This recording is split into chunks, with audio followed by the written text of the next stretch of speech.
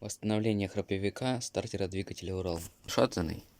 Сейчас будем восстанавливать, пытаться восстанавливать с помощью ножика.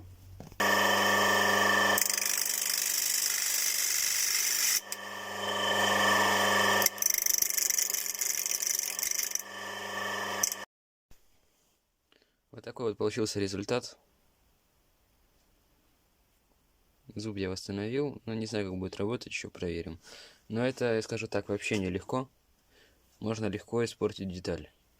Так что, если у вас нет опыта вообще с болгаркой или с наждаком, с мелким металлом, вообще лучше не беритесь, вы сделаете только хуже. Так, вот Урал бензопила.